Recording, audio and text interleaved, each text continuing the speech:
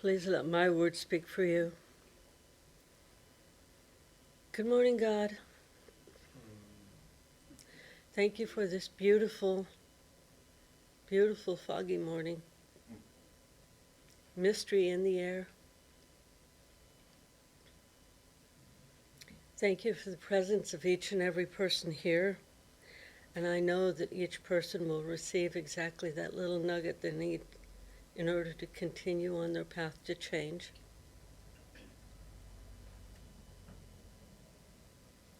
Knowing that each one is loved and each one knows that they are loved. As I just look out, happy to be with my family again and happy to be of service. And I just say, thank you, Father, Mother, God, and so it is. Amen. Thank you, Lucinda, and happy birthday. Thank you. Happy birthday. Happy birthday. So nice to have you willing to be in service on this special day. So good morning, everyone, and welcome. If you're new with us here today online, my name is Reverend Diana Johnson, and I'm the pastor and spiritual director for Mystic Heart Spiritual Center. So we're going to begin our Taizé journey this morning, as we do each week, by joining our voices in musical prayer.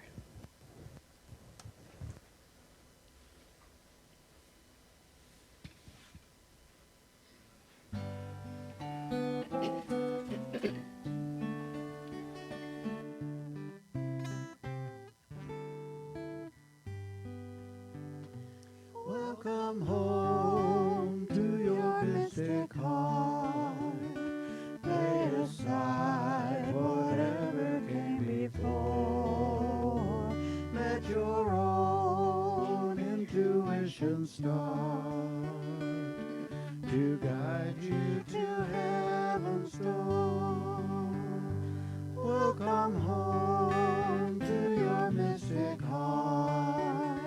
Lay aside whatever came before. Let your own intuition start to guide you to heaven's door. To guide you to heaven's door. To guide you to heaven's door.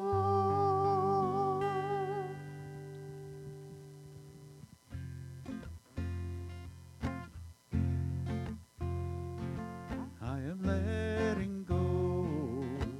Letting go. I am letting go.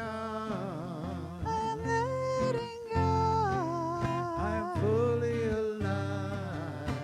Fully alive. Spirit by my side. Spirit by my side. I am letting go. I am letting go. I am letting go. I am letting go. I am fully alive. I am fully alive. Spirit by my side. Spirit by my side. I am letting go. I am letting go. I am letting go. I am letting go. I am fully alive.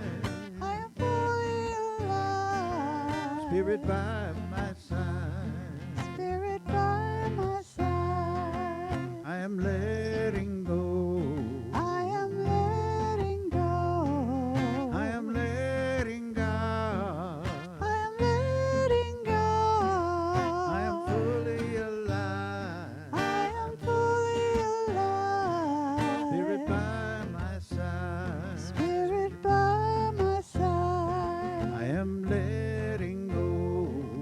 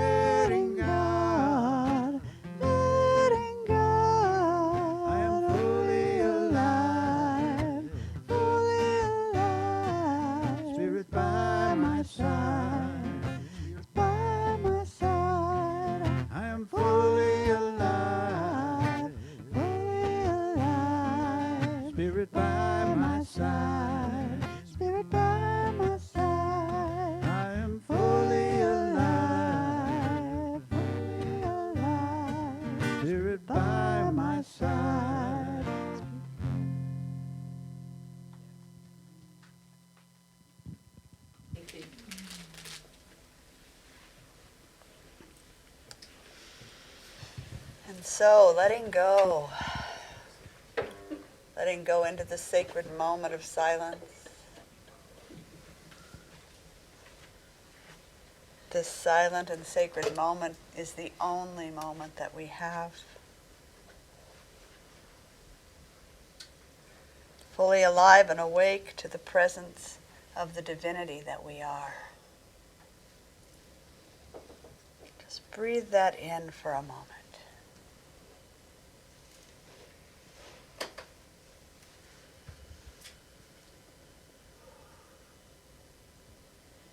We move more deeply into our meditative journey this morning, bringing awareness to the breath.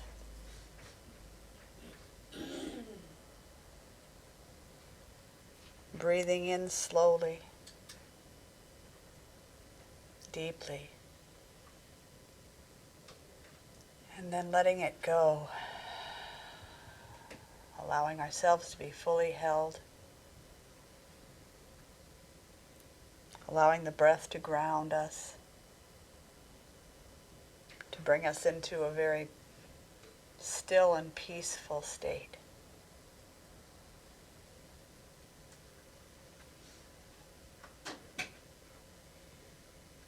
Take another slow, deep breath in.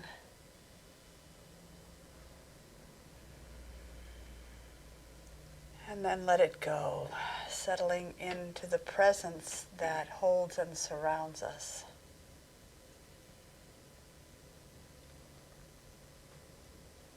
Relaxing into a profound state of gratefulness. Grateful to have this beautiful day to be alive.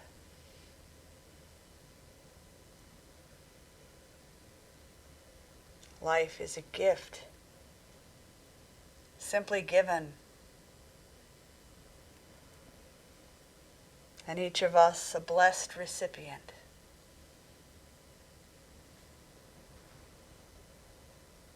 And so overcome by reverence, by love, respect, and gratitude for the source of life itself, we give thanks.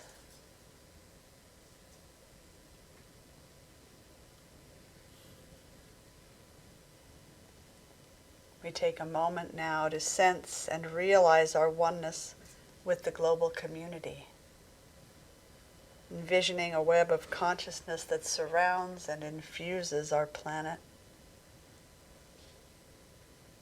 Seeing and feeling ourselves to be a radiant point of light in that web.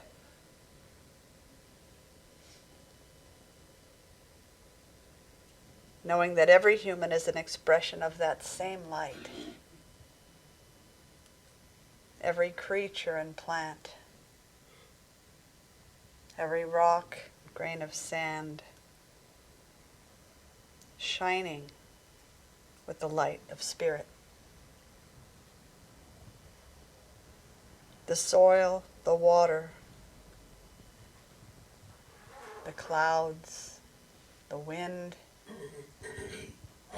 and the countless heavenly bodies, all made of God's stuff, enlivened by the divine spark.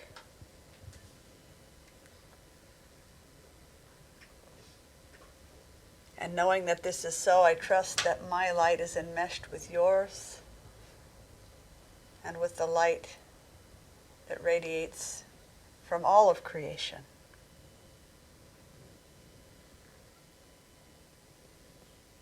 Because we are one in spirit, we commit to caring for one another,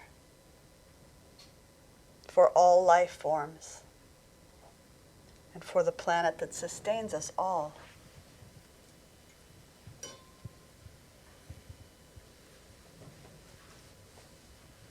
This morning, our reflections center on embracing change.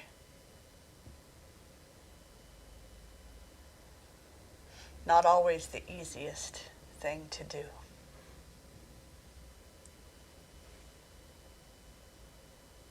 And we say that the only sure thing in life is change.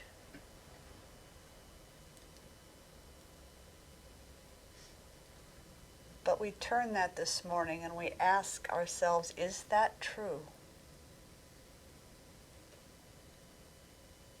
When we look at the material world, at the physical realm, at our bodies, our statement seems accurate. And we spend so much time engaging with the relative aspects of our lives that we sometimes forget that there is more to the story. There is a paradox afoot. Yet another truth at work.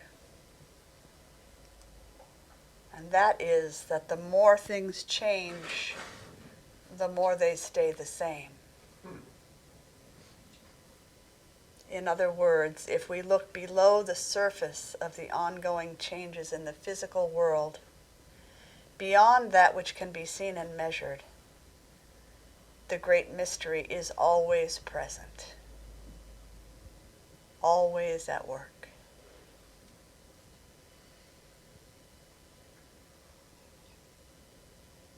We drop a solid object and it falls to the ground. Not sometimes, but always. Gravity is a constant. And the power and intelligence that wills gravity into being never wavers.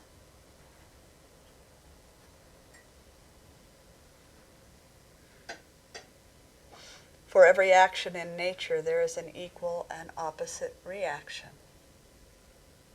Not sometimes, but always. And the cause behind this truth is infallible.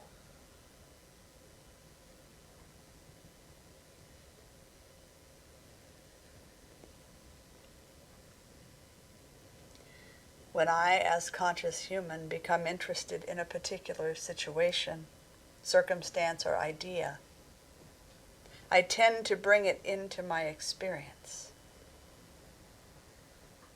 Where my attention goes, energy flows. The creative force that brings our experience into being is ceaseless.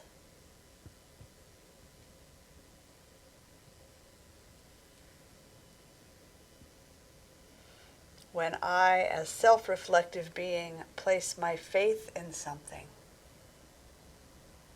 when I live by and from that faith, I embody that faith,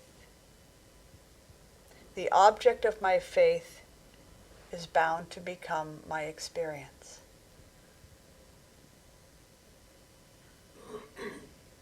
The divine life back of everything is unchanging.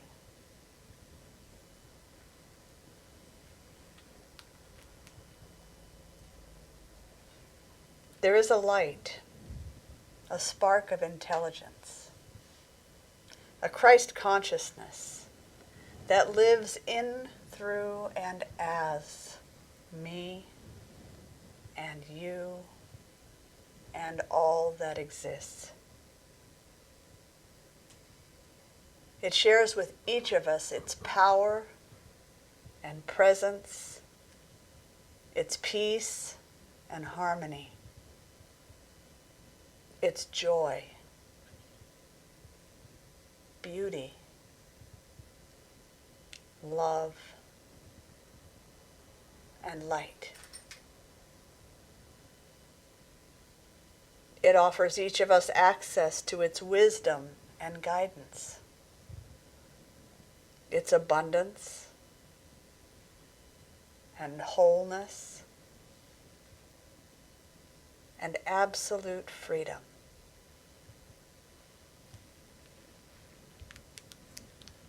All that is asked is that we remember. That we consciously place faith in its infinite potential and invite the qualities of spirit to express by means of each one of us. The teachings of the Rabbi Jesus are clear. It shall be done unto you according to your faith. He was inviting us to follow his example, to seek communion with that which is unchanging, eternal, the Christ within. And with deep faith, live our lives from that Christ within. This is our invitation. This is our challenge. Amidst the apparently changing conditions in our lives and in the world, we are to anchor ourselves in the infinite, invisible, and eternal mystery that is our true nature. And even as we do, we must learn to embrace the experience of constant change that is our life in the physical world. This is the paradox. We are both human and divine. We must walk with one foot in each world. Become adept at handling the ebb and flow of life on earth, trusting in the grace, the divinity that we are, to carry us through.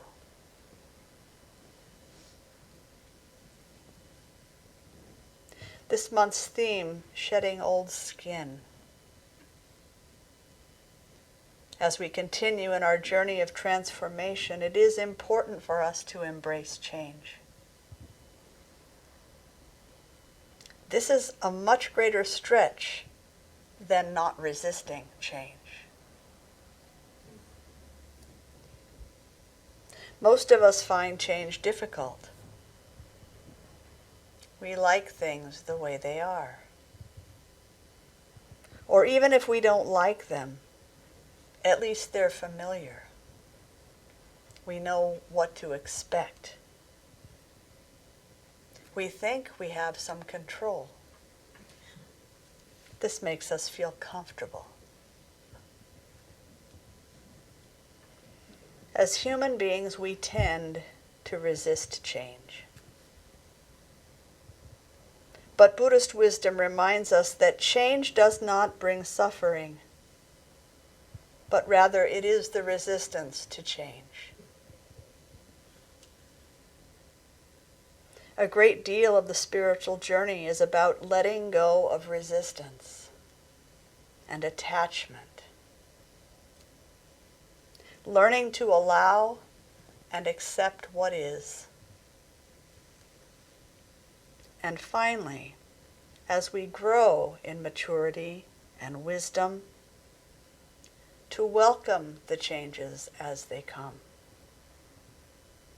bringing attention to the gifts that each change has to offer. Embracing change begins with allowing.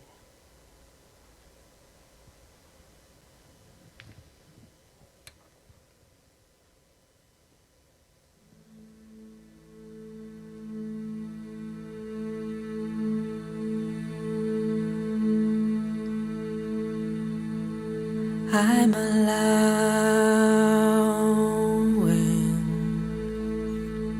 me to be me. I'm allowing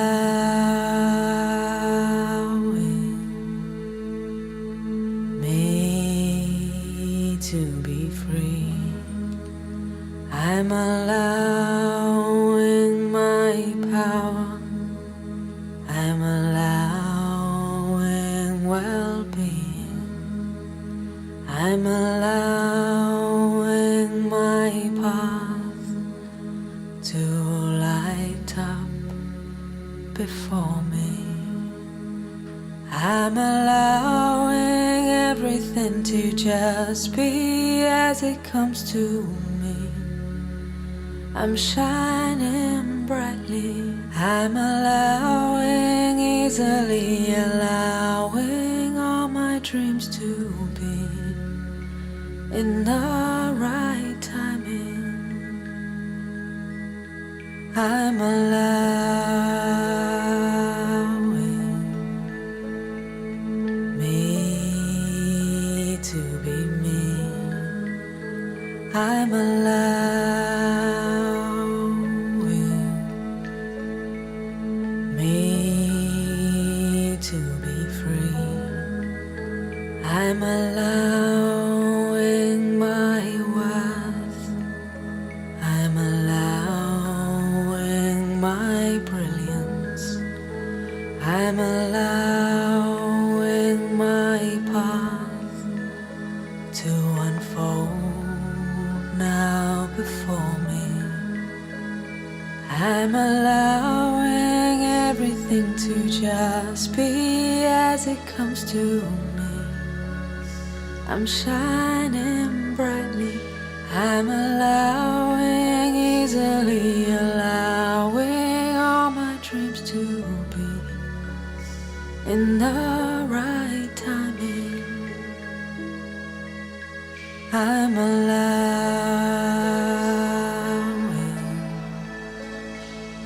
me to be me. I'm allowing me to be free.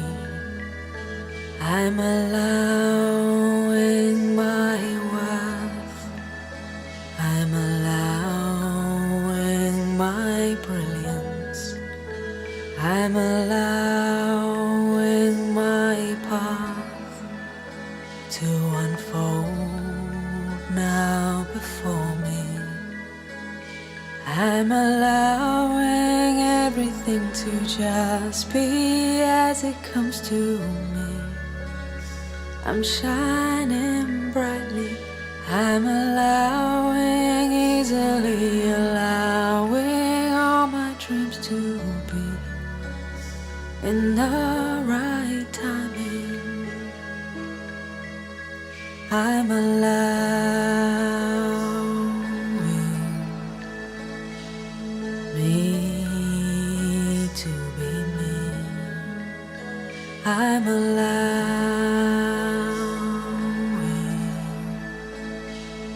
me to be free, to be me.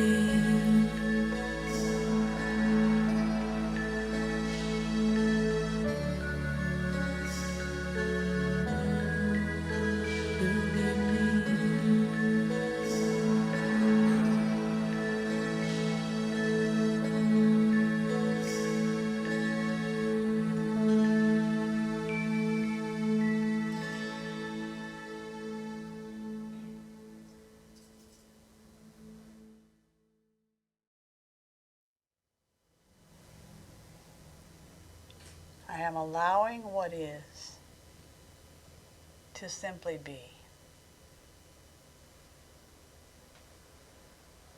Free of comment, judgment, opinion. Free of resistance. Arms open wide. I am allowing my power and well-being, allowing my path to unfold gracefully before me, allowing me to be me, allowing me to be free. What a beautiful set of affirmations.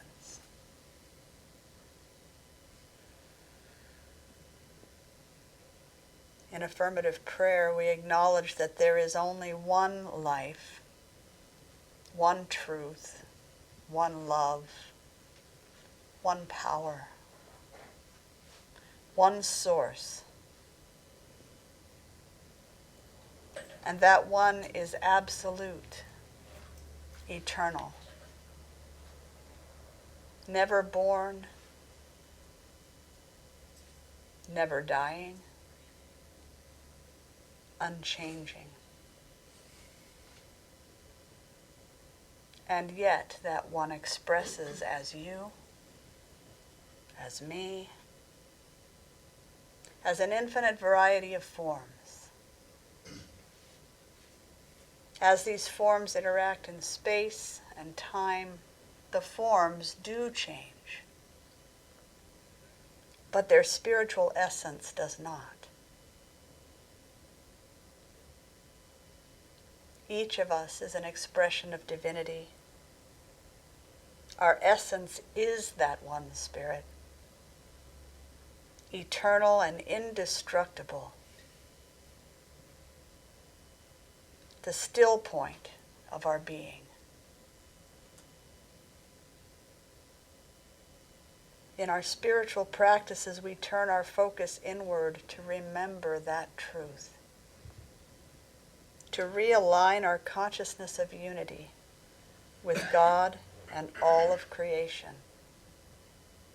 And there we find that part of us that never changes, our eternal self. Grounding ourselves in this awareness as a regular practice allows us to access the strength, the power, and the wholeness that is the truth of who we are. As conditions change around us, we can remain peaceful because we know that this too shall pass.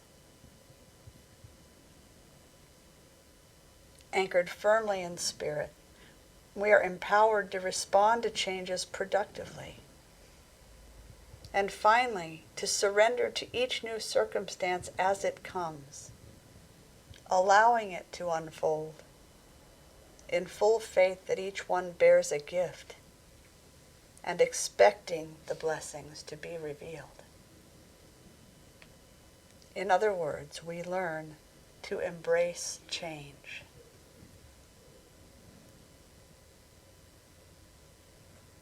Our beloved community is a form expressing in the field of time. Therefore, it changes. But the principles upon which it is founded are eternal truths. As Mystic Heart grows and evolves, our shared spiritual practice becomes keeping and perfecting our shared vision. Loving, serving, and supporting one another in our growth and evolution. As we return now to musical meditation, let us center our awareness on that still point within us. That aspect of our being that is birthless, deathless, and changeless. God within, even amidst the constant change that is our human life.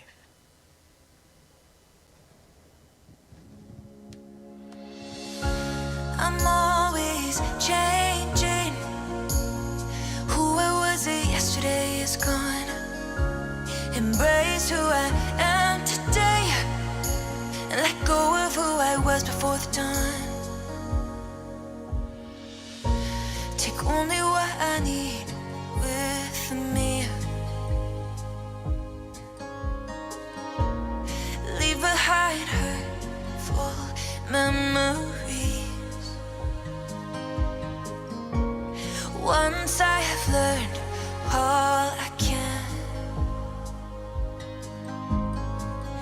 I can't keep carrying my pain with me.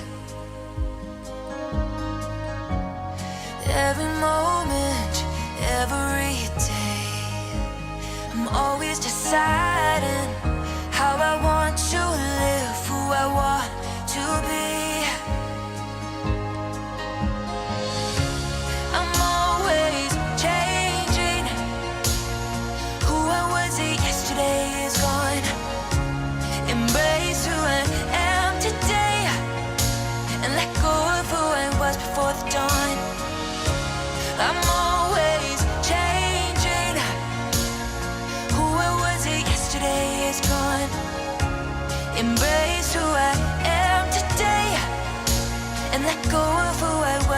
the dawn. Whenever I get stuck in my life, I ask what I could do right now instead of why. I can't let my fears define my journey, and I gotta forgive myself for when I don't feel worthy. Every moment, every day, I'm always deciding how I want to live, who I want to be. I'm always changing. Who I was yesterday is gone. Embrace who I am today, and let go of who I was before the dawn. I'm always changing. Who I was yesterday is gone. Embrace who I am today, and let go of who I was before the dawn. I don't know what tomorrow will bring, how many years I'm living. All I know is I have today to enjoy the love all around me. I'm always changing. Who I was yesterday is gone. Embrace who I am today, and let go of who I was before the dawn. I'm always changing. Who I was yesterday is gone. Embrace who I am today, let go of who I was before the dawn. I'm always changing. Who I was yesterday is gone. Embrace who I am today, let go of who I was before the dawn.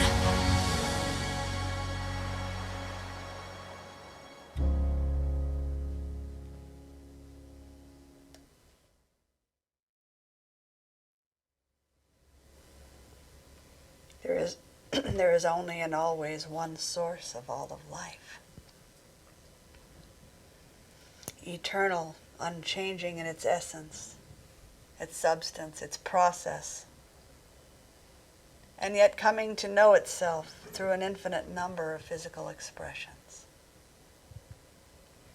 I am, and you are, one of those perfect and intentional expressions of divinity, made of God's stuff because that is all that has ever been. Right here and now, I relax into the posture of allowing. I move gracefully with the ebb and flow of life in the coming week. I fully accept that change is forever unfolding, will always be part of my experience in this physical realm. And I place my faith in the changeless nature of spirit, trusting and knowing that this is where my courage, my strength, and my power lie. I allow it to bubble up within me, and I lean into it whenever I feel the first signs of resistance creeping in. I have all that I will ever need within me. I'm so grateful for this powerful truth and for my deep faith in the presence of Spirit. It is the one constant in this changing world. I'm grateful for the countless blessings that shower my life every day, from the very, very small to the seemingly miraculous. I give thanks for those blessings that feel warm and welcome, that offer joy and beauty into my life. And I give thanks for those that challenge me to grow in patience, persistence, humility, and faith. For these too are grace working in my life. I'm grateful for this beautiful spiritual family that offers love and support as I make my way along the path, and for this safe and loving space to gather. I know that there is always someone ready and willing to hold my hand or to hold me in prayer. Immersed in gratitude and in the atmosphere of grace, I release my prayer now, trusting in the loving and lawful presence to bring it into form and experience. I know that this has already begun, and so may I have eyes to see everything that comes from this moment forward as answered prayer. I call it done, simply allowing it to be. And so it is. Amen. And so bringing ourselves, our awareness back into the space, gently opening your eyes when you're ready. Take a look around to see who is here with you this morning, honoring each one. So good to see all of you here. Spiritual family, one of your support systems. People that care about you. And I think we all show up for each other all the time. It's a beautiful thing. So as we close our Taizé this morning, we offer you the opportunity to share of your financial abundance with the community, to support the work that we're doing with one another and out into the greater community. And if you're joining us online today, you can go to mysticheart.org and you'll find a donate button and a mailing address. So we thank you from deep in our hearts in advance for your support. And as we offer time for sacred circulation this morning, I offer a video called "The Power is Here."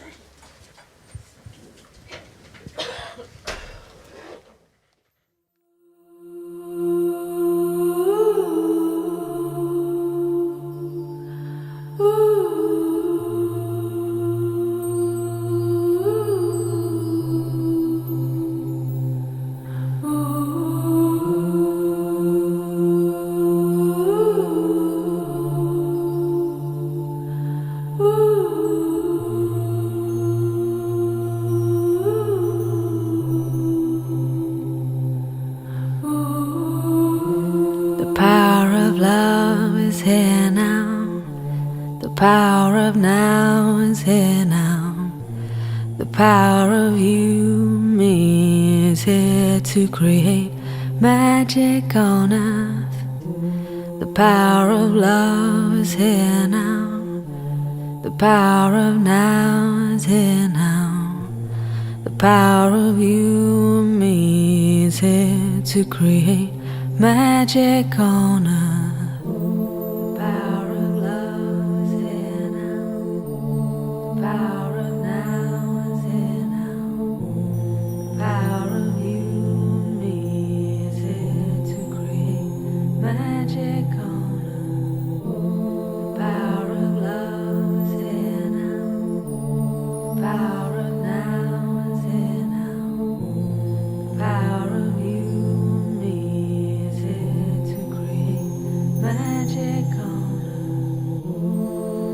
Let the water wash away your tears. Let the fire burn away your fears. Let the wind blow into your life such faith and trust. Oh, let the earth hold you, take care of you, nurture you. Oh, the power of love is here now. The power of now is here now. The power of you, me, is here to create magic on earth. The power of love is here now. The power of now is here now. The power of you means it to create magic on us. Power of love is here now. Power of now is here now. Power of you means it to create magic on us. Power of love is here now. Power of now is here now. Power of you means it to create magic on us. Let the water wash away your tears. Let the fire burn away your fears. Let the wind blow into your life such faith and trust. Oh, let the earth hold you, take care of you, nurture you.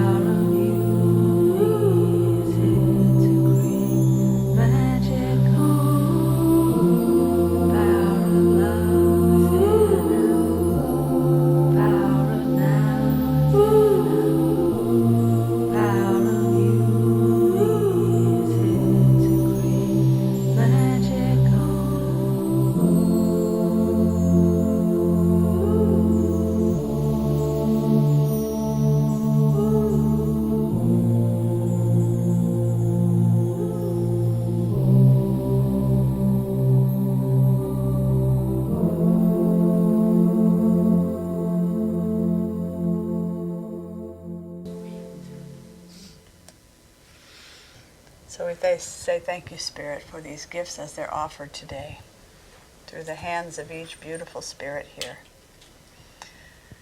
I trust and know that these gifts are given in love, from love, and so we receive them in the same light, knowing that they are grown and expanded and offered back in many forms into this community. So we say thank you, and so it is. So as we prepare to send you on your way, or on your way to coffee and tea, conversation, or whatever lies ahead for you, I just want to make you quickly aware of a couple of invitations from later on. Tomorrow, Mexican Train Day from 1 to 3:30. If you're interested in playing with the folks, come on in. You can bring snacks. You can bring a game if you have one that you want to share. Also, at the end of this month, on the 28th, April and Miley are offering their winter segment of the wheel, Ember of Wisdom, Dancing the Wheel, Cacao and Movement Journey. So it's a 3-hour, multi-level ceremony and celebration this month. So put that on your calendar. It's a ticketed event this month because of all that's involved in their preparation. So we have tickets ready today and moving forward. They are $25 for that event. And then upcoming is a book and study support circle on Wednesdays beginning February 11th from 2 to 4. And that's using the book on grief and grieving, finding the meaning of grief through the 5 stages of grief. And I'll be leading that. So just know those things are coming up, and more information will be emailed out as we get closer. Let's send them on their way to whatever's next.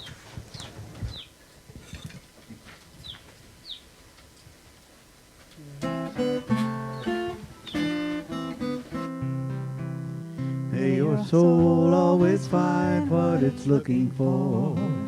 May your heart always lead the way.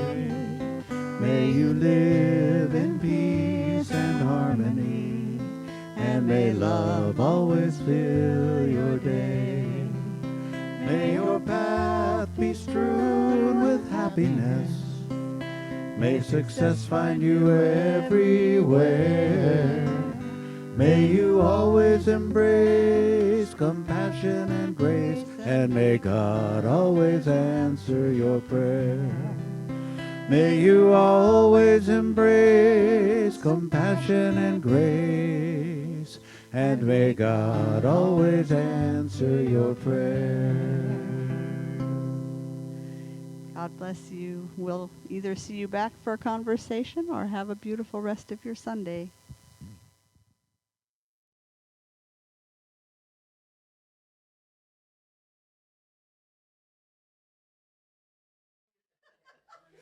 Happy birthday to you. Happy birthday to you. Happy birthday, dear Lucinda.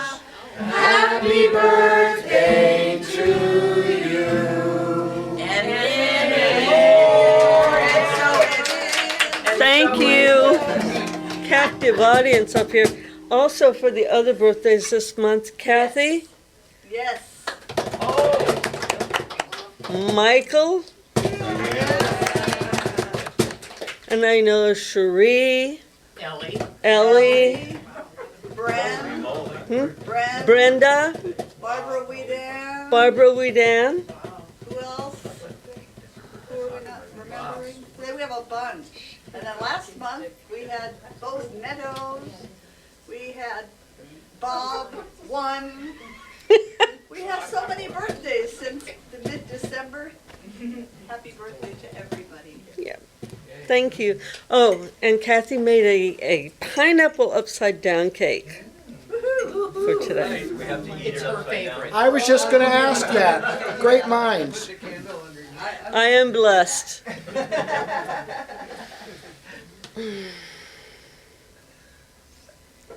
So just closing my eyes amidst the joy and the laughter, letting that fill my heart. As I say good morning again, God, thank you for this beautifully unfolding day and every day. Thank you for the wisdom that we've already enjoyed over how much fun change can be. And thank you for each and every person here and the knowledge that we receive and that we give each other, knowing that each of us receives exactly what it is that we need for our continued growth. And so I just say thank you, Father, Mother, God, and so it is. Amen. Thank you so much for your beautiful prayer and for being willing to be in service on your special day. So appreciate it. Someday, probably after everything in my house is put away, I will be able to remember in here every single birthday of every person. So if we left anybody out of this December, January, please let me know and I'll check my lists when I get home. Check it twice. Check it twice. That's right. So welcome. Oh, welcome back if you were here for Taizé. It was wonderful. I'm glad you enjoyed it. To say it was wonderful, to hear about embracing change. Yes. That's something. You heard me say fun, right? Right. Fun. Yes. So if you're new with us online this morning, my name is Reverend Diana Johnson, pastor and spiritual director for Mystic Heart Spiritual Center.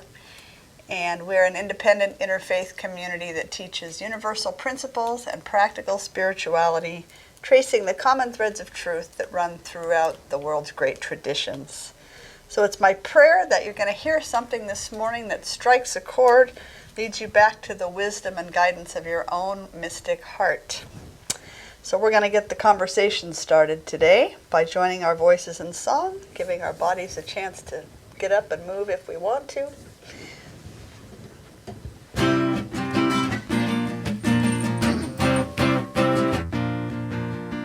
Welcome to the Mystic Heart. Join the celebration. Lift your voice and sing your part. Make this this affirmation. Spirit made us family with loving hearts to share. Together we are joyfully practicing the possible through prayer. And everything's possible through So prayer. welcome to the Mystic Heart.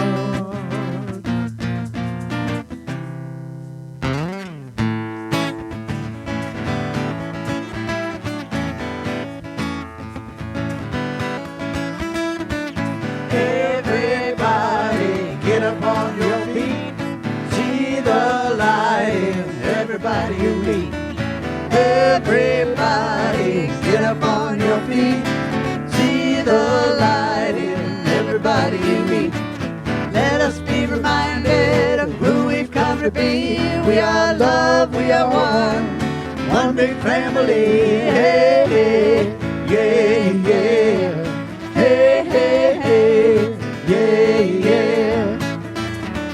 Let us make a joyful sound. Here we stand on holy ground. Let us make a joyful sound. Here we stand on holy ground. Let us make a joyful sound. Say hey, hey, hey, hey. Everybody get up on your feet. See the light in everybody you meet. Hey, hey, yeah, yeah. Hey, hey, hey, yeah, yeah. All right, this is our last Sunday for Bebop. At least with this song for now.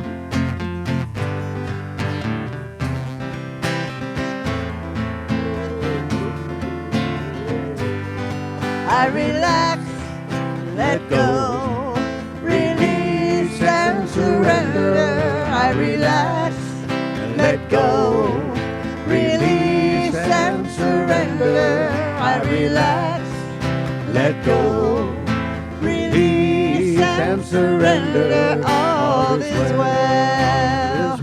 All is well.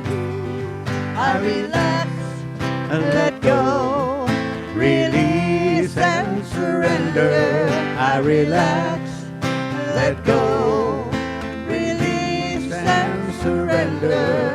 I relax, let go, release and surrender. All is well, all is well, all is well.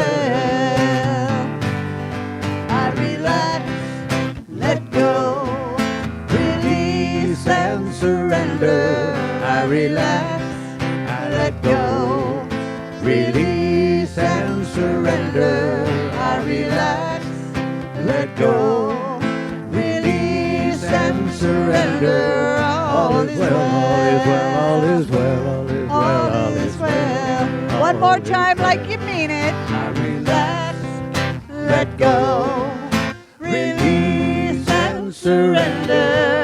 I relax, let go, release and surrender. I relax, let go, release and surrender. All is well, all is well, all is well, all is well, all is well, and so it is.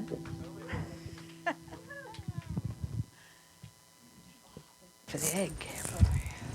So let's take a moment now to continue growing, building that energy. Engaging in the sacred practice of envisioning a love-soaked world. Putting ourselves in that state of mind, in the imaginal realm. This is already unfolding. Absolutely. This is already unfolding. This is a world where humans are embodying and living from their highest selves, from their deepest wisdom, from their most generous and loving nature, honoring and caring for one another, for their communities, and for the beautiful planet that sustains us all. All needs are met all the time. All beings have plenty of nourishing food, the safety of a warm and comfortable home, This is a world where mental and physical health and education and healthy relationships are well supported by social systems that are grounded in integrity, grounded in wholeness, grounded in honesty and love. In our newly created world, all beings work and play at whatever feeds the soul, and each one is well compensated for their sacred service. All beings are valued and respected for their inherent goodness and light. Authenticity and vulnerability are not only welcomed but celebrated, and the peace that we cultivate within ourselves shows up as a world free of hatred, violence, or indifference. Yeah. Each one of us is living into a world where greed is no more, where there's absolute abundance in having enough, where generosity is the norm, and where every being receives all that is needed to live a rich, full, and contented life. By the power of our collective intention and our powerful imagining, we have written a new story. This is a world that works for all beings. We trust and know that all is always being turned to good, and so it is. We walk in gratitude, in respect, we walk in reverence and humility as we recognize the sacred in everyone and everything. Yes. We can feel it. It's in the air. There is a general sense of thriving. It is through our hands, our feet, our hearts, and our voices that positive change is forever unfolding. We align all of our actions with our vision. Yes. Not just some of our actions, but all of our actions with our vision. Amen. Living these changes in our own lives with our families and our friends, with our neighbors, our communities, and finally with other nations. We recognize that transformation is an ongoing process, and in times of great change, people benefit from working and playing and simply being together. So this community stands as an open and welcoming place for all who seek support and belonging and a sense of family.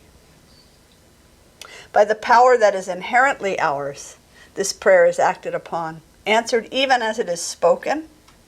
I trust and I know that this is so. I rest in divine presence, and it works in its own time and by its own process. With the deepest humility and gratitude, right here and now I release my word to the one who gets it done. And together we say, and so it is. Amen. Taking a moment to bask in that creative energy, feeling the upshift we had the power to create, not just in this room, but on the planet. Makes a difference. Our own little act of loving defiance. Isn't it nice to have something beautiful and positive that you can do to actively engage in that creative process? One of many things you can do, but something we can do together as a community every week. So if you were here this morning at Taizé, you know our topic has been embracing change, part of the monthly theme, which is shedding old skin. And we all month have been talking about the many facets of the journey of transformation, which is our life and our collective lives. So basically, bullet points here. We said that the nature of the physical world, the relative world, the material world, is change. So the only sure thing we can count on in that realm is change. Everything's always changing all the time. We can't stop it. We can't do anything about it. All we can do is learn to adapt to it.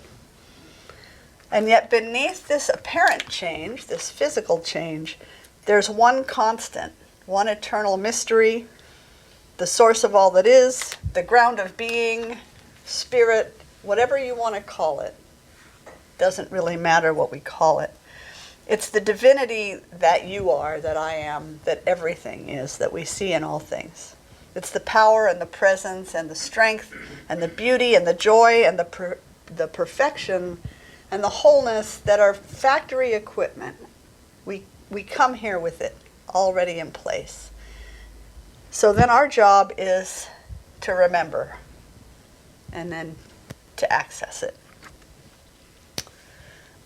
So as human beings, we deal with paradox.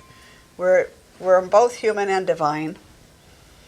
And sometimes our humanness has this very persistent and persnickety tendency to be difficult for us, right? We do things, we say things, our egos get rolling at times, and man, it can cause us some problems. No, I guess I'm the only one. Oh my gosh. So we talked about how even though change is constant and inevitable, human beings tend to resist change. Now maybe that's just my assumption. How many of you have observed that other people tend to resist change? If only they would. If only they wouldn't. Okay, how many of you maybe resist change once in a while? Okay. All right. In our resistance, we suffer.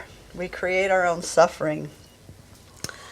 And then we use more musical meditation than normal today to move us into a space of allowing. This is a step toward not resisting, right? Not resisting, being in a state of allowing. And then we landed with a prayer to solidify our intentions for the coming week of opening further to allowing what is to simply be without need to comment, have opinions, judgments, preferences about that. So this is where we're going to jump into the conversation. All of that unfolded. If you want to hear more about all that, there was quite a bit there. You can check it out online. During the closing prayer this morning, we gave thanks for many things, as we always do. And one of those things was being and having here a safe and loving space in which to grow and feel supported. So I want to spend a little time with this idea this morning. How do you define safe space? Where you know that you're loved. Where you know that you're loved? I'd add to that. You know that you're loved for who you are. You're loved for who you are. You get filled up as opposed to being drained by Okay. other energies. You enter a place and you're filled up instead of drained by the energy that's there. That I'm seen and accepted exactly as I am. Okay? I'm seen and accepted exactly as I am. Okay? And to attack on the three of them, no matter how weird I think that might be. No matter how weird that might be. It's a self-judgment, but it's nice to be in a space where I can go into that. Right. So you can be your authentic weirdness and everybody still loves you. Okay? Chris? For me, it's a place where I feel more comfortable to make myself vulnerable so I can actually let my authentic self out. Okay, so it's a place that you feel safe to be vulnerable, so you can let your authentic self out. I would say that for me, a safe space includes that I can speak honestly, even if what I have to say might be difficult for someone to hear, and that there would be trust that I am speaking from love and care. I have familiarity with being in religious worlds where that's not really the case, where you can speak Right. what's true for you, and even where someone who feels like you're disagreeing might say, well, it's not safe for me to hear you say that. Right. And I think that's been really a problem, that we need to expand our trust in the goodwill of people who are aiming to get to what is so, even if that includes naming difficult things. Yes. Yeah, thank you. Assuming highest intent Yes, of the person speaking their heart yes, and in both directions. yes. Yeah, thank you. Anything else that you need I to think a speak? big Say place is being able to express how you feel and be respected when that has happened. Okay, to be able to express how you feel and to be respected as that's happening and after that's happened. Good.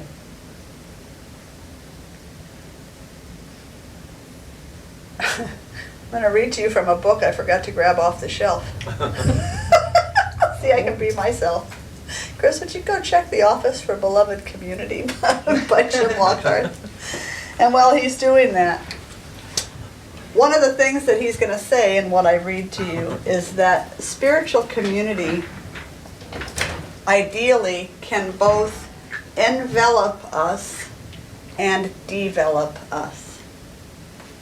So a community that is enveloping us and developing us is providing a nice balance of what spiritual community can be for, can be about. So when might you or one of us need to be enveloped? What does enveloped mean, first of all? My arms are kind of trying to do it. Surrounded by love. Okay, surrounded by love, surrounded by this acceptance we've been talking about. So when might we need to be enveloped or want to be enveloped by the spiritual community or the members of the community? When we're in healing mode and we need to be supported. Okay, when we're in healing mode and need to be supported. Okay. When we've suffered some kind of a loss. Okay, when we've suffered some kind of a loss. We've had a lot of that lately, just within this community and our greater community. Other times? When the world feels crazy. When the world feels crazy. You turn on whatever you watch to get your news, thank you. And it's just not making sense anymore. Maybe it never did, but Also, when it's too hard to hold change alone, okay. and one feels a certain vulnerability, fragility, just a shakiness, and one knows that what is, and we need to move into it.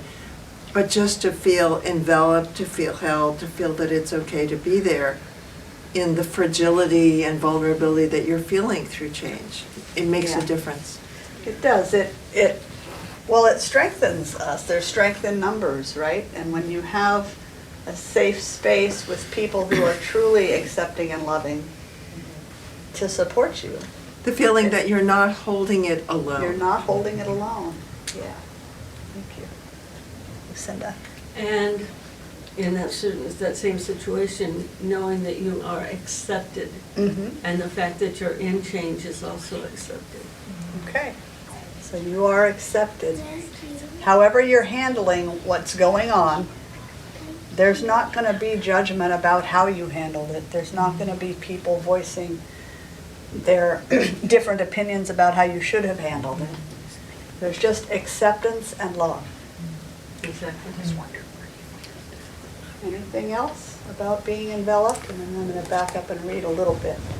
Lucinda may have said it, but I'm thinking the idea of allowing the person to change. Sometimes we want to hold them Right. in a certain way. Yes. And we need to be able to get our judgment out of the way so they can move in whatever direction they need to go, allowing them to change. Right. And that can be allowing a person to change, not keeping them in our expectation, in our box, can be a permanent change they're trying to make, or it can be a temporary change they need to make to adapt to a current circumstance, and that perhaps they will come back to the what we know and expect later. But either way, it doesn't matter, that we can just accept and allow them to step out of that box. When you first said envelop, first thing I thought of is every once in a while, everybody just needs a hug. Every once in a while, people just need a hug. Yeah. That's every day. Every day. I've read that a minimum of 8 for optimum health. I don't know who made that up, but Sounds good. sounds good. Works for me. So in this chapter, it's called Safe Space. Just want to read you a little bit from this chapter. This is by Reverend Jim Lockhart. It's called Creating the Beloved Community, a Handbook for Spiritual Leadership. And we actually began Mystic Heart with an 8-week study of this book, and then branched out from there, and now we've branched into all kinds of places. But this was his ideas about safe space. So Parker Palmer, it starts with a Parker Palmer quote. If we want to create spaces that are safe for the soul, we need to understand why the soul so rarely shows up in everyday life. He's quite a teacher. So a key element in the beloved community is the concept of safe space. It is also frequently misunderstood. Safe space is sometimes construed as being free from anything that one might find uncomfortable, free from anything that might trigger negative emotions or fear. Safe space in a spiritual context is something very different. When seen from a spiritual perspective, safe space is a place where you can experience the challenges and dangers of deep and profound spiritual and psychological transformation while surrounded by a supportive and loving environment. Not everyone is ready to explore deeply when they arrive in spiritual community. Some arrive with fresh wounds or deep older wounds that have not healed.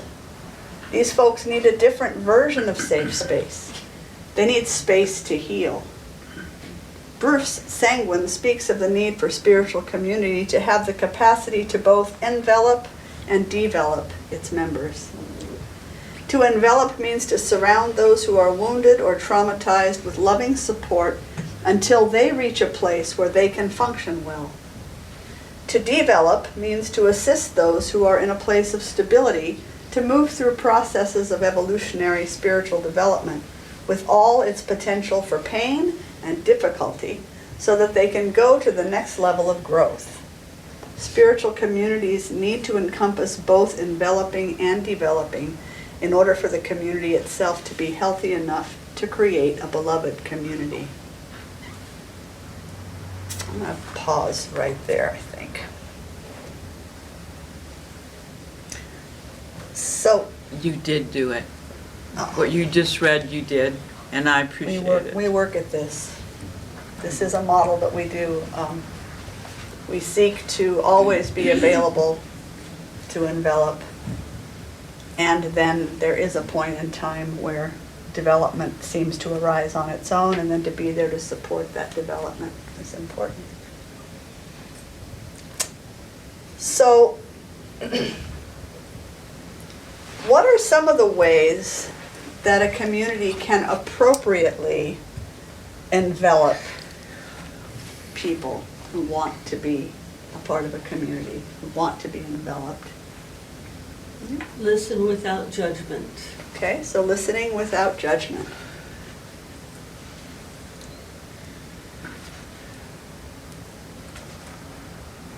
Basically, all the behaviors we talked about in creating a safe space. Okay. New people come in, they're not sure what to expect. Mhm. You know, so you can't just grab them and hug them, you know. Scare 'em away. Why not? But it takes a while to feel safe in a new space. Right. Even when it's extraordinarily safe like this is. Yeah. So we just need to wait until they're ready and, Mhm. and you know, let them know we're glad to see them. Right. They're welcome, all the things. And if you're attuned to someone's body language, how they carry themselves, how they look when they enter the space, then you might even say, you know, good morning, my name is, introduce yourself, are you a hugger? The person might present as open enough to that or show, you can ask a question. Or you might right away just introduce because, but being attuned, bringing a presence that's really tuned in to what you're, beyond just the verbal things that are going on. Yeah, some people might have walls around them that you're Right. not ready to go through Yeah. that wall. And very appropriately so.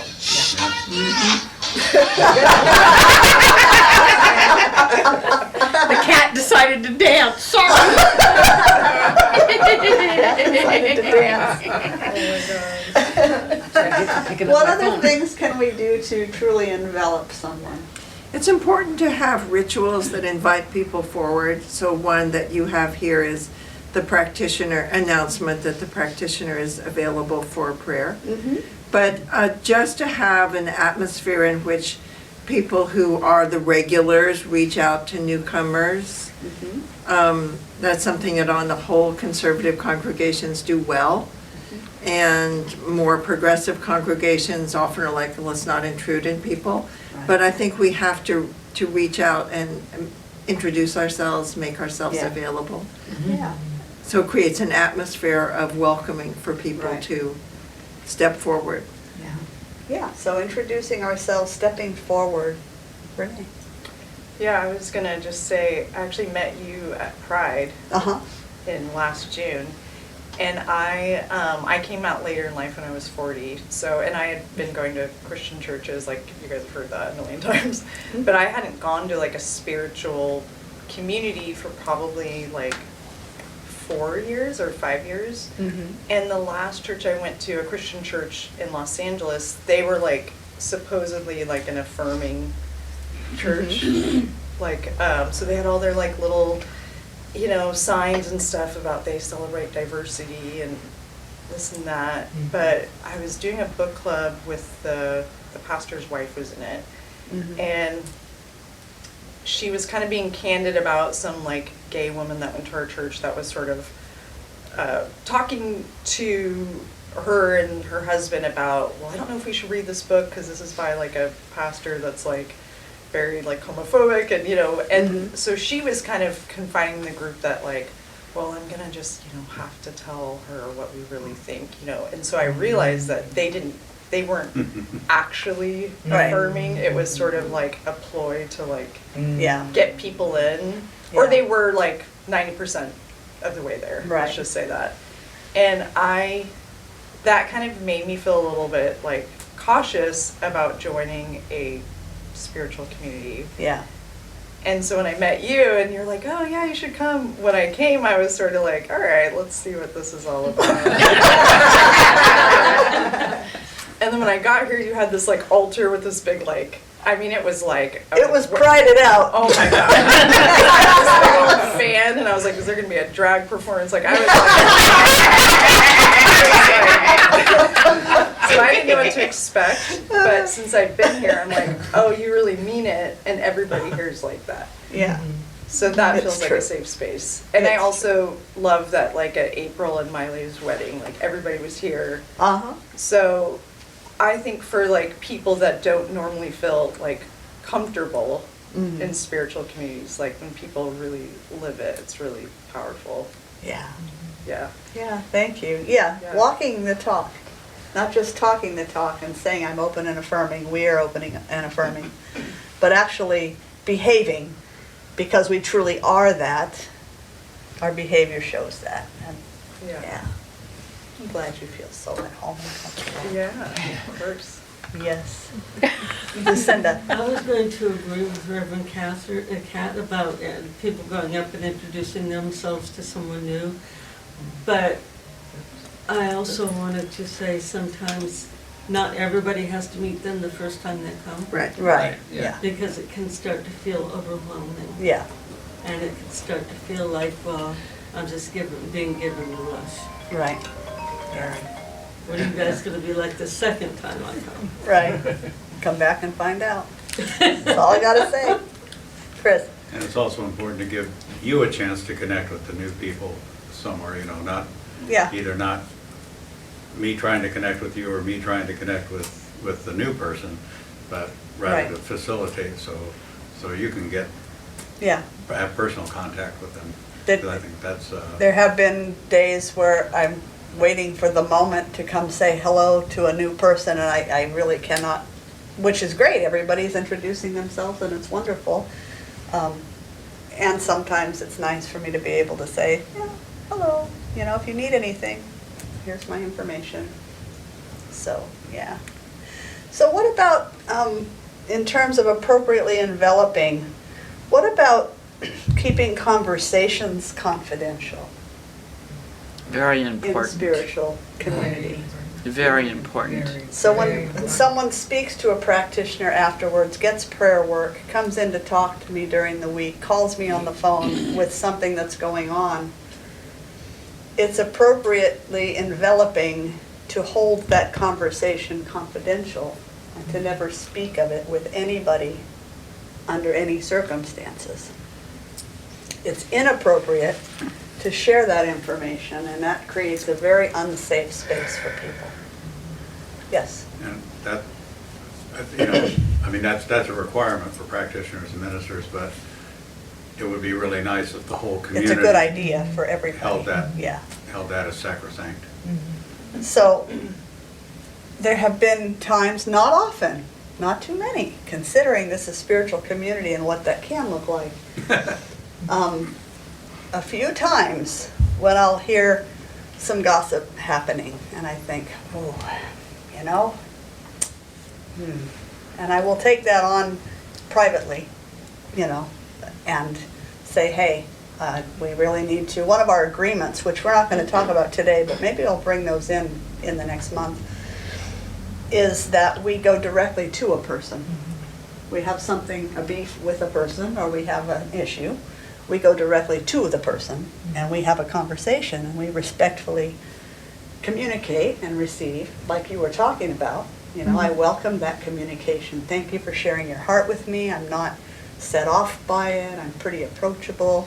And that we should all seek to be that way with one another, so that there's no need or desire to go to someone else and talk about, you know, anybody.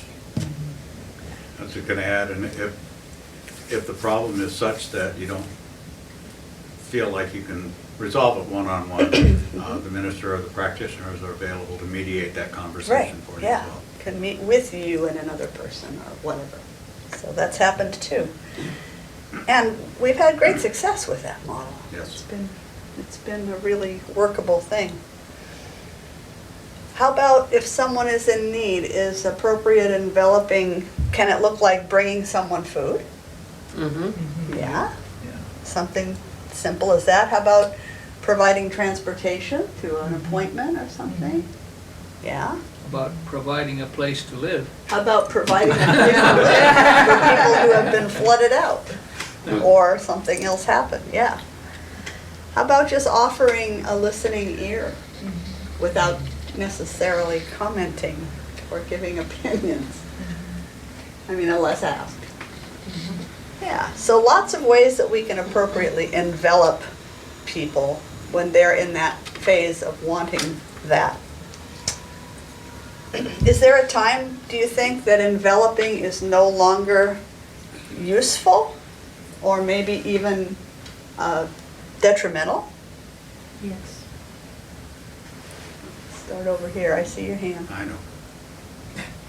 Give other people a chance first. Uh-huh. When you're working with someone and they're not doing their part, Okay. and that it's draining you, and you've communicated with them, and Right. I usually do the once, twice, 3 times, Mhm. and dust your Yeah. feet off and walk away, and give them something else to Right. move towards. Because we're not always the right person necessarily for someone. We may or may not be in the right Frame of space. A person coming in may or may not be ready for our style or our mode of teaching or being with people. There's all kinds of reasons where it might become more draining than beneficial for either or both of the people. in which case it's best for them to find another avenue that suits the need better. I think trying to help the chrysalis become a butterfly is a really dangerous thing. Oh, yeah. And that's, that's something that I know that I've done before, and also has been done for me before. Yeah. Where the harder thing would have been the better route. Right. Ultimately. But, Yeah.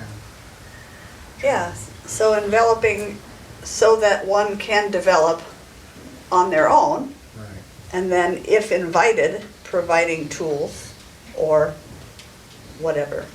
Chris? I think both Pamela and Marcia are talking about, when it crosses the line to a codependent situation. Okay.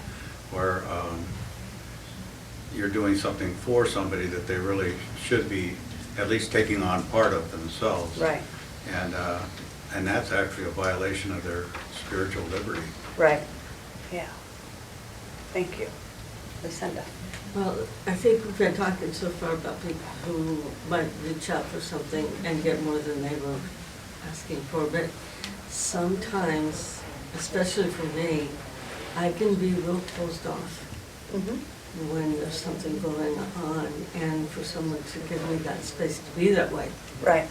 Until I'm ready to reach out. Yeah. It's a blessing. It is. To provide a verbal invitation, maybe. If you would like a listening ear, please reach out. And then, back up. Exactly. Let them do their process. Yeah. Yeah. I just wanted to say something about honoring someone's process and allowing and being okay with the way that it is and the way that it is not. Yes. Just letting it be. And that's part of that safe space of accepting people exactly where they are. Yeah. Like really accepting. Not just putting up with. Absolutely. Because that's not the same as accepting.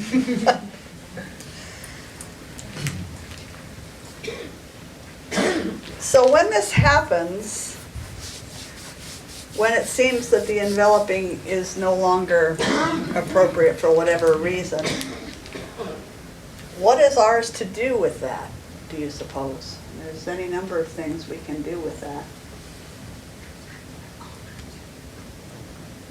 To gently and lovingly disengage.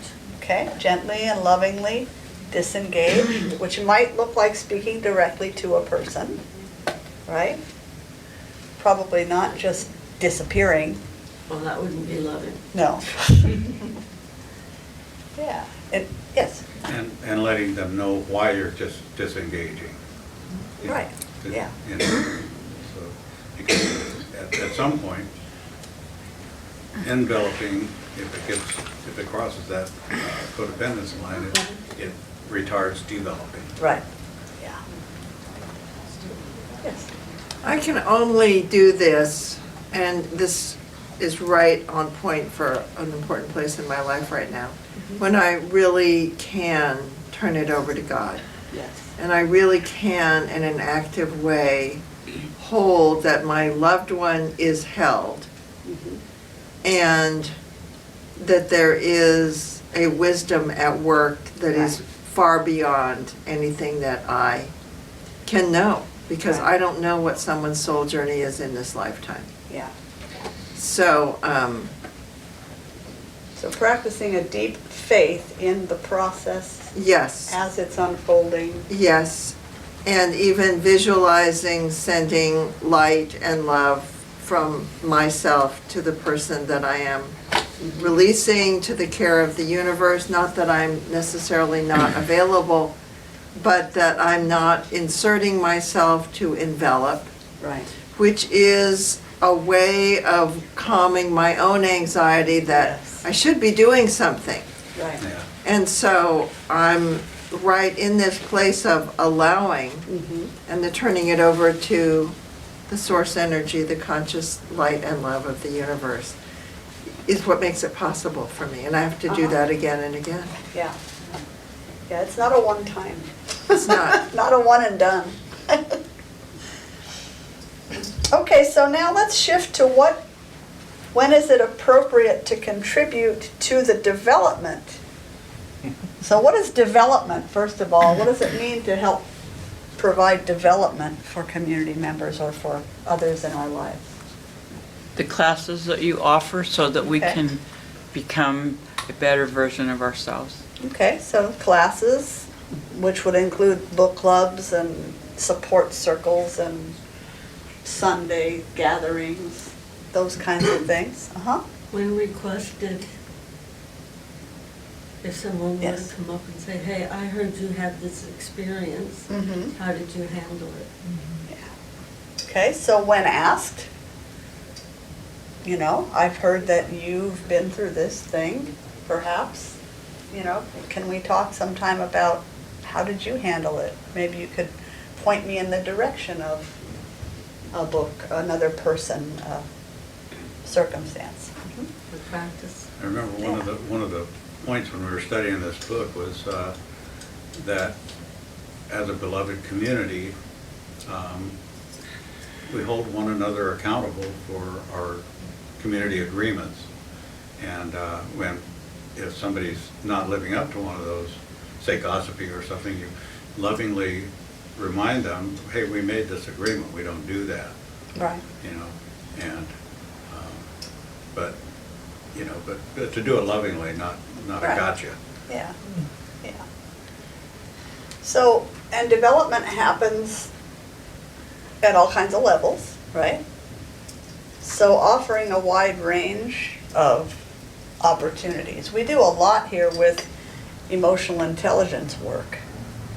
We do a lot with shadow work, with spiritual intelligence work, as foundations, places to start, because people come in different levels of development emotionally and socially.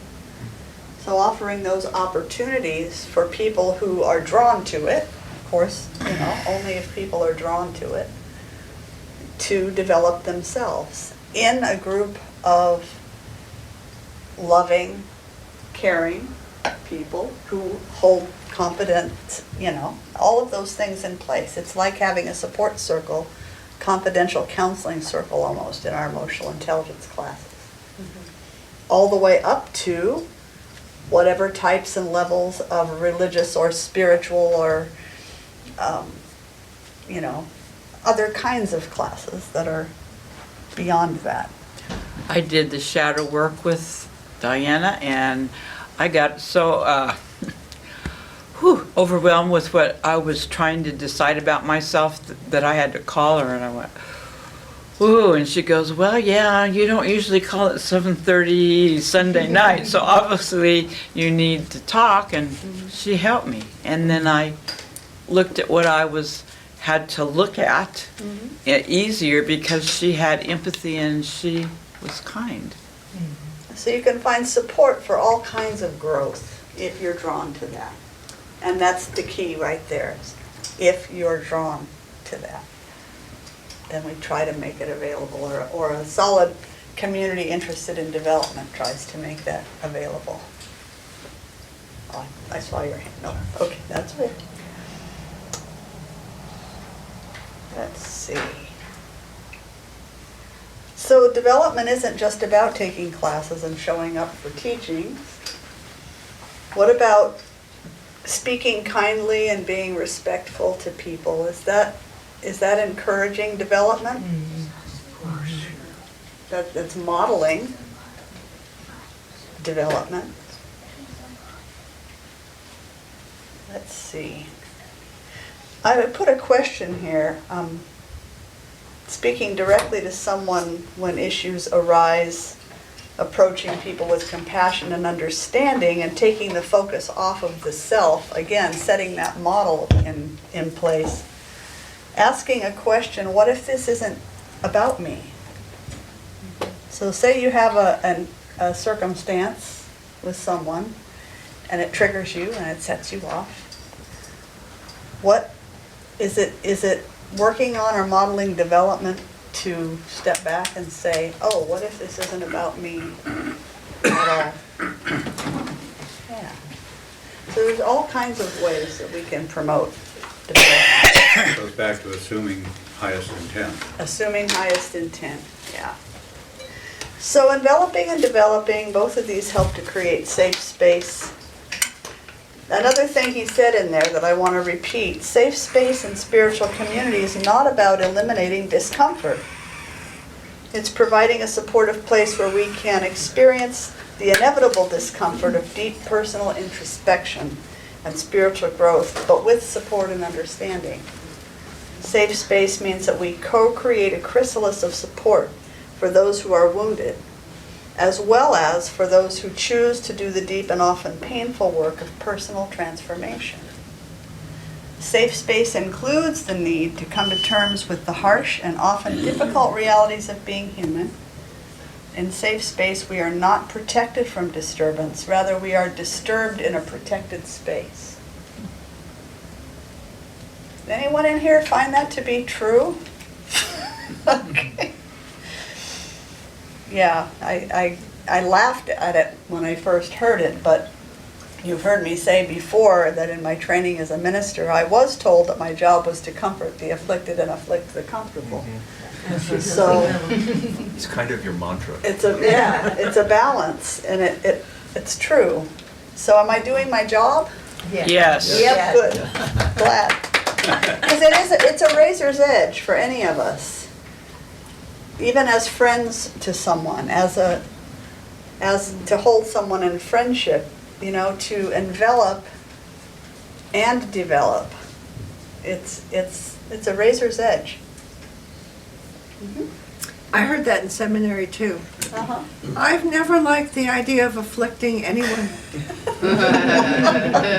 I'm not willing to go that way. No.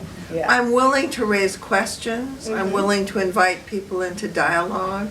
I'm willing to say I have a thought about that if you'd care to hear it. Uh-huh. But the idea that we want people to be somewhere, you know, that don't get too comfortable, or then I'm gonna have to come and afflict you. I'm not for it. Yeah. Yeah, I don't actually think of it that way. I chuckle, but Right. I don't think of it that way, and I don't believe I approach it quite that way. I don't experience you to approach it that way at all. I just want to say that we've been told that, and I think Right. it bears questioning. Yeah, Yeah. yeah. I mean, someone might actually take that as the way they're supposed to And, proceed. and they do, because I've seen a lot of people Yeah. be afflicted in a way that did not seem to me to be loving, Yes, did not seem to have their highest good in Right. mind, yeah. just seemed to be like, so I'm gonna throw Right. this in your face, what are you Yes. gonna do with it? And So- I've been at the backside of that. Yes. So, yeah, I know that that does happen. And I treat it lightly, but I'm not here really to afflict you, I promise. You said something interesting about when someone is experiencing change. That's the time when they need embracing. So it's a fluid, Right. a fluidity, because as you heal, you start to move into another area of change. Uh-huh, And so you're still needing to be supported, right, but not coddled. yeah, yeah. Yeah, that's when it comes into that codependent kind of place Chris was talking about. Chris, go ahead. I was just gonna say, you don't really afflict people, but you invite them out of their comfort zones. Yes. Yes. Oh, yes. With Right. the ecclesiastical staff, it's That's- a stronger invitation. Yeah. But they're supported too in that Yeah, process. Yes. absolutely. Yes. Yes. And I find great support here as well. I hope you all feel supported, but I also do find support here from all of you guys. I was going to say, sometimes it's just as simple as presenting a different point of view. Right, yeah. Have you thought about this? Yeah, asking a question from a different perspective. Yeah. Yeah. Yeah, open to possibilities. Right. Being Yeah. open to possibilities. I was gonna Yeah. share something. Uh-huh. I was thinking about the word beloved, and so yesterday was my grandma's funeral. And so everyone had so many amazing stories to share. And I was thinking about like a safe, I don't know, I'm just kind of relating to what you're saying. But my uncle Mike, he lives in Alaska, and he's like a pastor of a small church there. And he shared a story about my grandma that I thought kind of pertains to what you're saying about loving people unconditionally and just having their back no matter what. And my uncle was raised in like the foster care, so he was always bouncing around from families. So he married into my mom's family.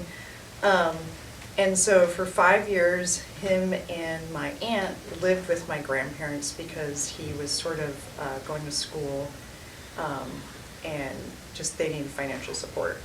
And so he always felt like if he did anything wrong, they were gonna get kicked out because of his upbringing. Yeah. Like, don't ruffle any feathers, like, you need to perform to, like, be, for this family to, like, keep you. Yeah.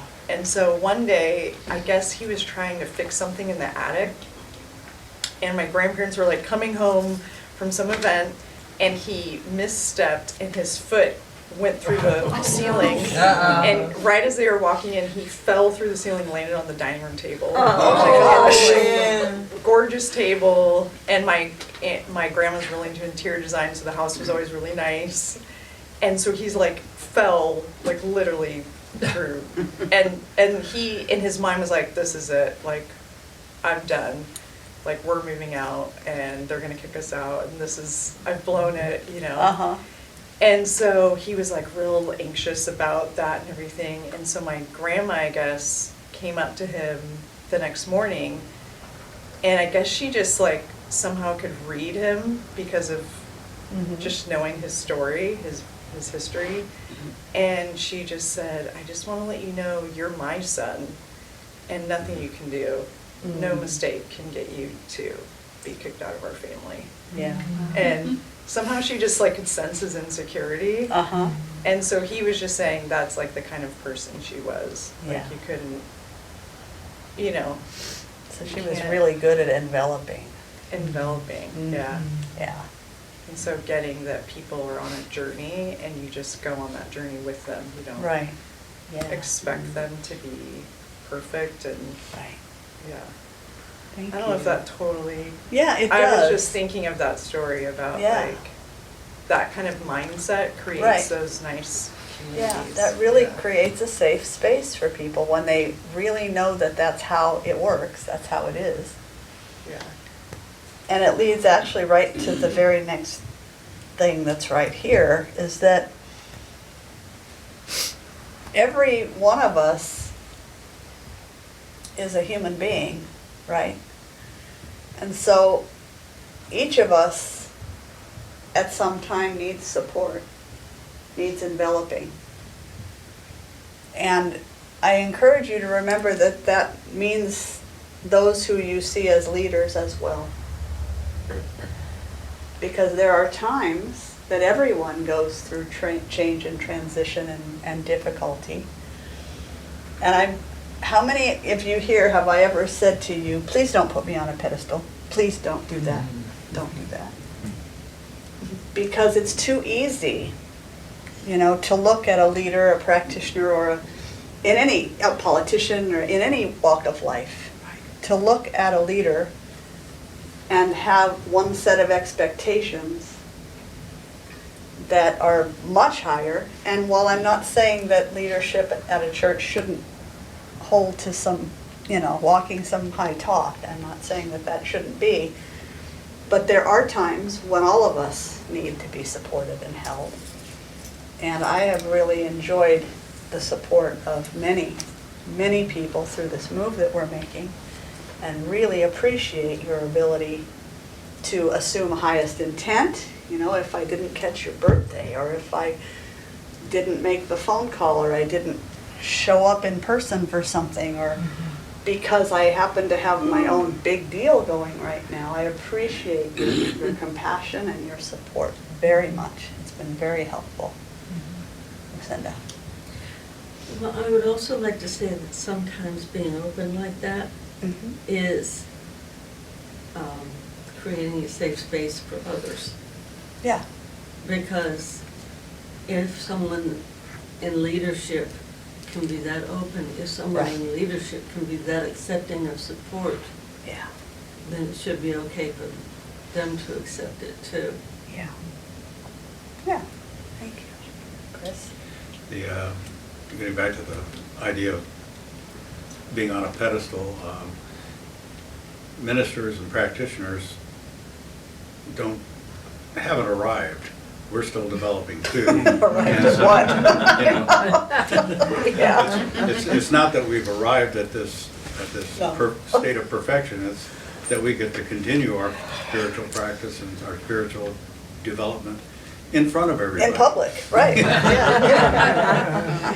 So, Hence the word practitioner. yes. See the practice in that? Practicing medicine. And in the tradition I grew up in, a minister is first a practitioner and then a minister. So I'd like to quickly walk through a couple of slides that you may or may not have read this verbiage in our, and I know our paperwork right now is on the light side just because of that journey that I'm on right now.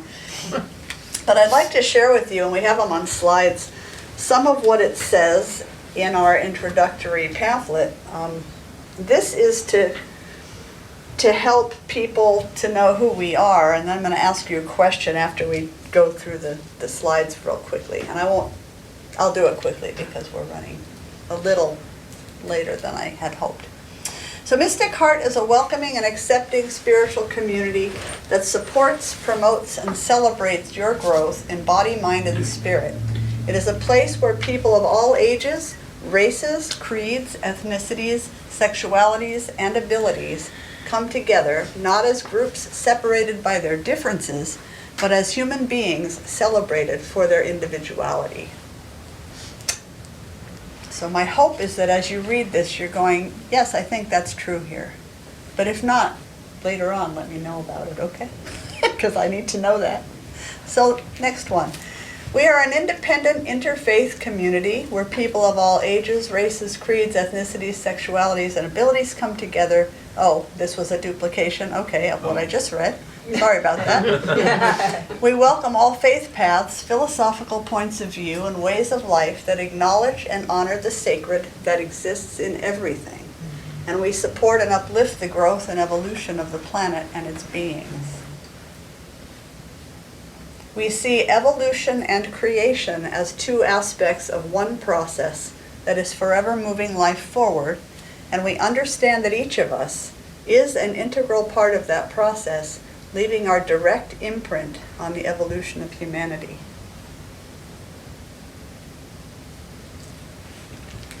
So, first of all, does reading, more than just reading, but reading something like that, and then if you were to step in and experience that, yeah, I think this is basically kind of how this place runs, does that help create a safe space? Yes. Yes. Yes, it Yeah. does. So if you hadn't read that before, that is what we're striving to do. And it is what part of what we believe is true about what spiritual community can and maybe should be. I wouldn't have had to read that to know that that's what the community is about. That's really nice to hear. Right. What I would lift up is the openness to all creeds implies, though it doesn't state, that if you come here, you are also open to other creeds, that philosophies that Right. people bring. Right. So if someone were to come and say, as many would say in the world and many in this town, our way is the only way to God, Right. that would be something that I think would not fit in well. Right. Right. Absolutely. Yeah. Yeah. So I'm just, don't know that you need to change your wording, but I'm just acknowledging that that's a huge primary challenge Right. in spiritual community is Yeah. how open are we to people Right. who have different set of beliefs but still honor the sacred Yeah. in their path? Yeah. And I think that was one of our attempts to address that was when we officially shifted to an interfaith community, and I got my credentialing to support that. And when we say all faith paths, philosophical points of view and ways of life that acknowledge and honor the sacred, so that spreads it out beyond creeds and religions. Right, and- right. But if someone isn't aware of that when they walk through the door and they do bring with them the right way, they're not gonna stick here. Right. And that's okay. It is. There are lots of places for everyone to go. Or will be a really bad influence on them. Or, What? oh goodness, In a it'll good be way. a bad influence. Yeah. Okay, I think I'm gonna go to my last question. Is there anything else that wants to be spoken at this time? So I hope this has been, I don't know, uplifting, enlightening, something positive for you today. And I'd like to close in prayer. My prayer is that as the sometimes tumultuous and ever-changing world moves around us, that our beloved community is an island of sanity, a safe space to which you and I can turn, in which you can grow, we can grow, evolve step by step, surrounded and supported by friends and spiritual family. We anchor this in prayer. We join our hearts and minds in knowing that the one life, the one intelligence is forever expressing as and moving through all of creation. You and I are both that, perfect and intentional emanations of divine light. I swim in the infinite potential that I call spirit, and as I remember who I am, I bring my divinity into play. My circumstances are then transformed. Wholeness is revealed in every area of my life. So grateful to know that I can count on a loving and lawful presence. Grateful to have a safe space to express myself and a spiritual family to support my journey. Thank you, Holy One, for the many blessings and miracles of this and every day. I'm so grateful for each blessing that showers upon each of us. Grateful for the countless hands that it took to bring our feast to the table today, for the nourishment the food and the time with community provides. So centered in gratitude, I release this prayer, trusting and knowing that it has already done its work, because I know that a prayer spoken powerfully and deeply felt is a prayer answered. And so I can simply let it be, and together we say, and so it is. Amen. Well, thank you for being here today. We're going to bring this part of the morning to a close and move us toward lunch should you choose to join us today. But before we do that, we offer an opportunity for you to share of your financial good with this community to support the work that we're doing so that we can support y'all and others. So we thank you in advance for your generous hearts and acknowledge and give thanks for the infinite abundance of spirit as it flows through this space. And as we engage in the sacred practice of circulation, we're going to share some Jason Mraz because I like Jason and we all seem to like Jason. And this song begins with these words: there are 3 things I do when my life falls apart. So feel free to get up, dance, and move because you can't help it with Jason, but also listen for the words.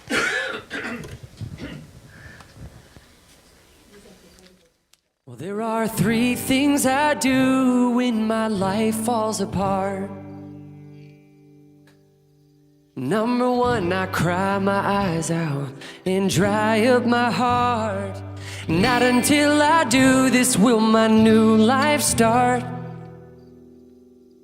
So that's the first thing that I do when my life falls apart.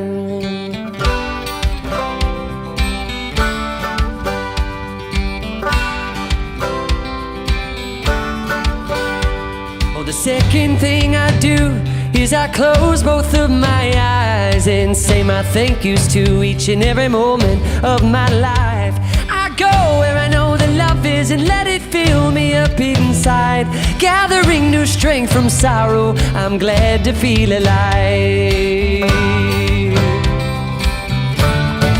Things are looking up. I know beyond the clouds the sun is shining. Things are looking up. Oh, love is still the answer. I'm relying on three little things.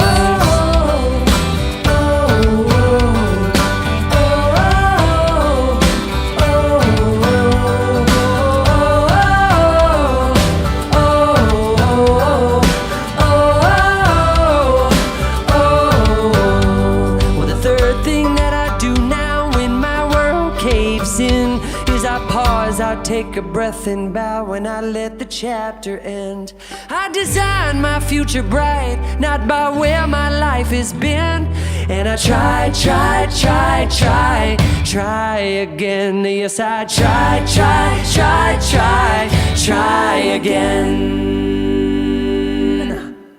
Things are looking up. I know beyond the dark the sun is rising. Things are looking up. I know above the clouds that sun is shining on. Things are looking up. Oh, love is still the answer. I'm relying on three little things.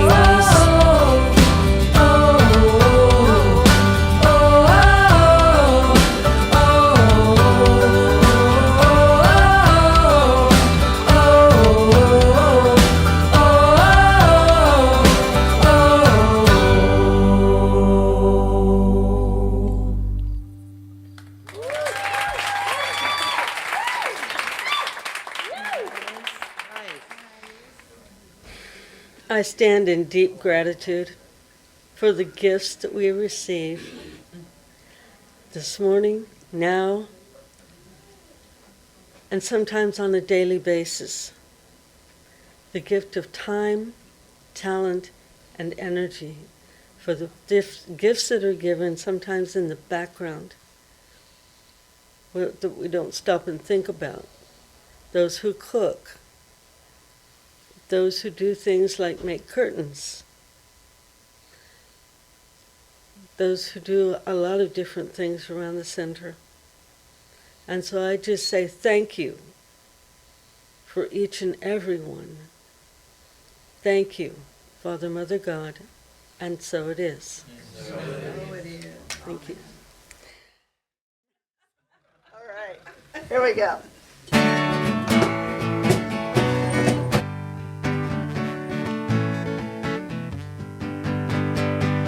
Together, hand in hand, we see the light, we take a stand, and we are changing. A whole new life for you and me. Take your past and set it free, and share this blessing. Love be with you, peace enfold you, Spirit lift you, breathe it in. Truth come through you, may good flow to you. Let joy renew you until we meet again. Love be with you. Ooh, love be with you. Ooh, love be with you. Ooh, love be with you. Ooh, love be with you. Ooh, love be with you until we meet again. Love be with you. Love be with you, now breathe it in. Love be with you. Ooh, love be with you until we meet again. Love be with you. Ooh, love be with you, now breathe it in. Love be with you. We love you. So happy that you're here with us today.